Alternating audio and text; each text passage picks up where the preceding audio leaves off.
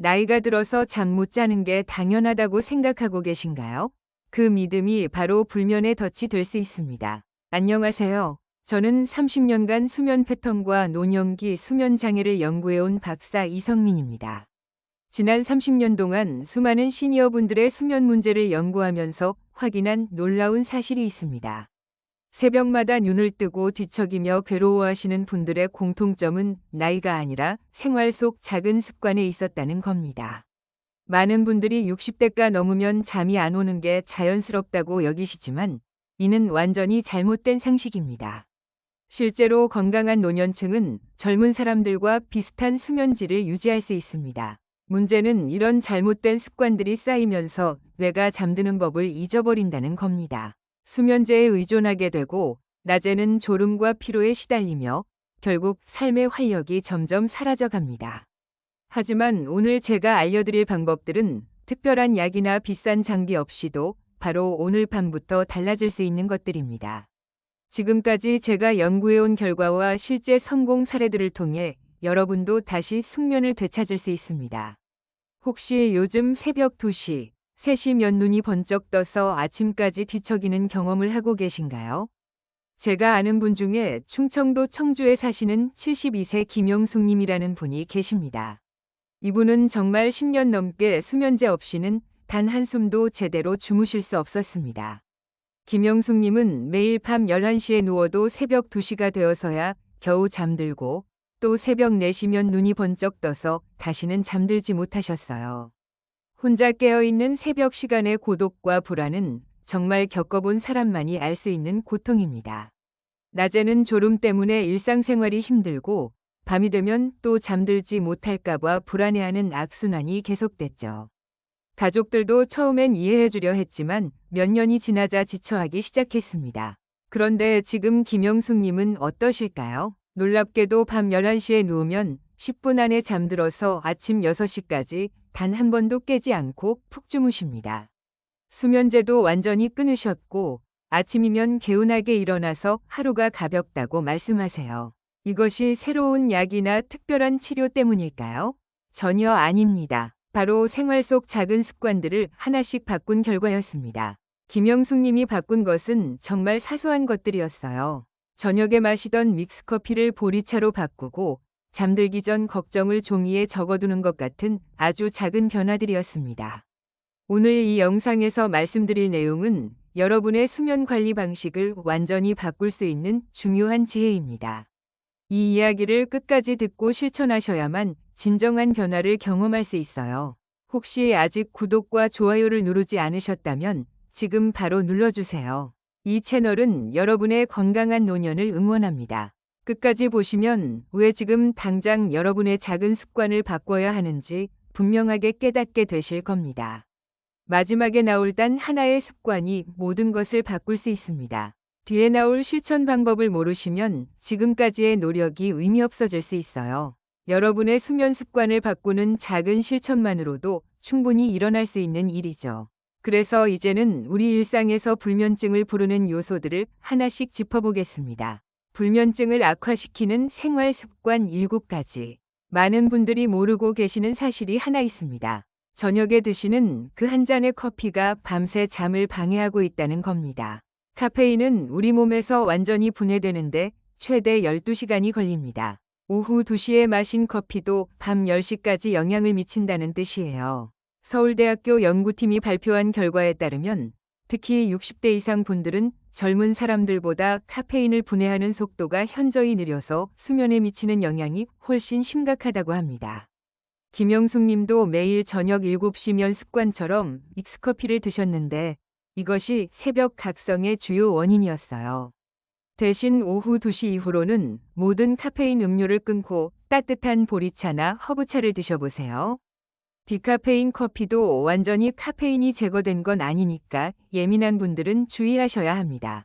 혹시 여러분도 저녁마다 습관처럼 커피를 드시고 계신가요? 두 번째로 살펴볼 것은 약물 복용 시간입니다. 많은 분들이 복용하시는 혈압약이나 이뇨제 성분이 들어간 약들이 밤중에 화장실을 자주 가게 만들어서 잠을 방해할 수 있어요. 건국대학교 연구에 따르면 야간뇨는 수면의 질을 심각하게 떨어뜨리는 주요 원인 중 하나라고 합니다. 김영숙 님도 매일 저녁 8시에 혈압약을 드셨는데 담당 전문가와 상의해서 아침으로 복용 시간을 바꾸자 밤중에 깨는 횟수가 현저히 줄어들었어요. 다만 약 복용 시간은 반드시 처방해 주신 전문가와 상의한 후에 조절하시기 바랍니다. 임의로 변경하시면 위험할 수 있거든요. 지금 드시는 약들이 혹시 밤잠을 방해하지는 않는지 한번 확인해 보세요. 세 번째는 침대에서 스마트폰을 보거나 시계를 확인하는 습관입니다. 스마트폰에서 나오는 블루라이트는 우리 뇌에서 잠을 유도하는 멜라토닌 호르몬의 분비를 억제합니다. 또한 몇 시인지 시계를 확인하는 순간 불안감이 더욱 커져요. 미국 수면의학회 연구 결과를 보면 이런 행동이 반복되면 뇌가 침대를 잠자는 곳이 아니라 불안해하는 공간으로 학습하게 된다고 합니다. 김영숙 님도 새벽에 깨면 제일 먼저 시계를 보는 습관이 있었는데 이것 때문에 더욱 불안해지고 잠들기 어려워졌어요. 침실에서는 디지털 시계를 치우시고 스마트폰도 침대 밖에 두세요. 잠이 안 온다고 해서 시계를 보는 것 자체가 불안을 더욱 키운다는 걸 꼭 기억하시기 바랍니다. 오늘 새벽에 혹시 시계부터 확인하지 않으셨나요? 네 번째는 밤에 떠오르는 불안한 생각들입니다. 같은 걱정이라도 밤에는 훨씬 더 크고 해결 불가능한 것처럼 느껴집니다. 연세대학교 연구팀의 발표에 따르면 우리 뇌는 밤 시간에 스트레스 호르몬에 더욱 민감하게 반응한다고 해요. 김영숙 님도 새벽마다 자식들 걱정, 건강 걱정, 경제적 걱정들이 몰려와서 심장이 두근거리고 잠들 수 없었다고 하세요. 이럴 때는 억지로 걱정을 멈추려 하지 마시고 미리 자기 전에 그날의 걱정거리들을 종이에 적어두는 걱정 일기를 써보세요. 뇌에게 이 걱정들은 이미 처리했으니 지금은 쉬어도 된다는 신호를 주는 거예요. 잠자리에서 억지로 걱정을 멈추려고 하면 오히려 더 커지는 법입니다. 밤마다 같은 걱정이 떠올라서 괴로우시지 않나요? 다섯 번째는 낮 활동 부족입니다. 하루 종일 집안에만 계시거나 햇빛을 쬐지 않으면 우리 몸의 생체 리듬이 깨집니다. 국제수면학회 연구에 따르면 햇빛 노출과 적당한 신체 활동이 밤에 분비되는 멜라토닌 양을 결정하는데 결정적인 역할을 한다고 합니다. 김영숙 님도 코로나 이후로 하루 대부분을 집안에서 보내시면서 잠이 더욱 어려워졌다고 하셨어요. 매일 아침 30분씩이라도 햇볕을 쬐면서 산책을 해보세요. 다만 저녁 늦은 시간에 격렬한 운동은 오히려 몸을 각성시켜서 잠을 방해할 수 있으니 주의하세요. 오늘 하루 햇볕을 쬐고 몸을 움직이셨나요? 여섯 번째는 수면 무호흡증입니다. 자는 동안 호흡이 멈추거나 얕아지면서 뇌가 산소 부족을 감지하고 강제로 깨어나게 만듭니다. 국내 조사 결과에 따르면 60대 이상 4명 중 1명은 크고 작은 수면 무호흡 증상을 가지고 있다고 해요. 김영숙 님도 가족들이 말하는 심한 코골이 때문에 실제로는 깊은 잠을 못 주무셨던 거예요. 옆으로 자는 자세를 유지하거나 베개를 조절해서 기도를 확보하는 것만으로도 많이 개선될 수 있습니다. 다만 수면 무호흡증은 본인이 자각하기 어려우니까 정확한 검사가 필요해요. 아침에 입이 마르고 낮에 심한 졸음이 온다면 의심해 볼 필요가 있습니다. 일곱 번째는 불규칙한 저녁 식사입니다. 너무 배부르거나 너무 배고픈 상태 모두 잠을 방해합니다. 서울대학교 연구팀의 발표에 따르면 야간 소화 과정은 수면의 질을 현저히 떨어뜨린다고 합니다. 김영숙 님도 때로는 속이 더부룩해서 때로는 배가 고파서 자주 깨셨어요. 저녁은 6시에서 6시 반 사이에 가볍게 드시고 자기 직전의 야식은 피하세요. 자기 직전 야식은 정말 숙면의 적입니다. 오늘 저녁을 몇 시에 드셨는지 기억하시나요? 이렇게 잘못된 습관들이 불면을 불러온다면 이제는 반대로 꿀잠을 만드는 방법들을 살펴봐야겠죠. 꿀잠을 부르는 4가지 실천법. 첫 번째로 말씀드릴 방법은 4, 7, 8 호흡법입니다. 이 방법은 우리 몸의 교감신경을 진정시키고 부교감신경을 활성화시켜서 자연스럽게 잠에 빠져들게 도와줍니다. 방법은 간단해요. 코로 4초 동안 숨을 들이마시고 7초 동안 숨을 참았다가 입으로 8초 동안 천천히 내쉬는 겁니다. 처음에는 숨을 참는 게 어색하고 힘들 수 있지만 매일 꾸준히 하시면 점점 자연스러워집니다. 김영숙 님도 처음엔 4초도 제대로 못 참으셨는데 한 달 후에는 이 호흡법만으로도 10분 안에 잠들 수 있게 되셨어요. 중요한 건 완벽하게 하려고 하지 마시고 편안하게 반복하는 거예요. 지금 잠들기 전에 심호흡을 몇 번이나 하고 주무시나요? 두 번째는 점진적 근육 이완법입니다. 우리가 스트레스를 받으면 무의식적으로 어깨나 목, 얼굴 근육에 힘이 들어가게 됩니다. 이 긴장된 근육들이 뇌에 각성 신호를 보내서 잠을 방해하는 거예요. 방법은 발끝부터 시작해서 얼굴까지 차례대로 각 부위의 근육을 5초간 꽉 긴장시켰다가 갑자기 힘을 빼는 겁니다. 발가락에 힘을 주었다가 빼고, 종아리에 힘을 주었다가 빼고, 이렇게 순서대로 올라가면서 반복하세요. 근육의 긴장과 이완을 의식적으로 경험하면 몸 전체가 깊이 이완됩니다. 순서대로 천천히 진행하는 게 중요해요. 급하게 하면 효과가 떨어집니다. 김영숙 님은 이 방법을 하면서 자신이 평소에 얼마나 많은 곳에 불필요한 힘을 주고 있었는지 깨달으셨다고 해요. 지금 여러분의 몸에도 불필요한 힘이 들어가 있지 않나요? 세 번째는 이미지 연상법입니다. 우리 뇌는 실제 경험과 상상을 잘 구분하지 못한다는 특성이 있어요. 이를 이용해서 가장 평온하고 편안했던 순간을 생생하게 떠올리는 겁니다.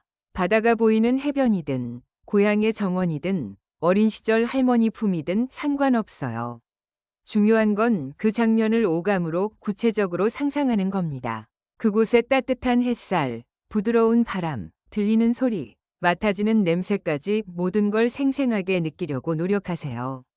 김영숙 님은 어린 시절 시골 할머니 댁의 마루에서 낮잠을 자던 기억을 떠올리신다고 해요. 멀리서 들리는 탁 오는 소리, 따뜻한 마루의 감촉, 할머니가 부르는 자장가까지 모든 걸 생생하게 상상하시면서 자연스럽게 잠에 빠져드신다고 하세요. 여러분 기억 속 가장 편안했던 장면은 어디인가요?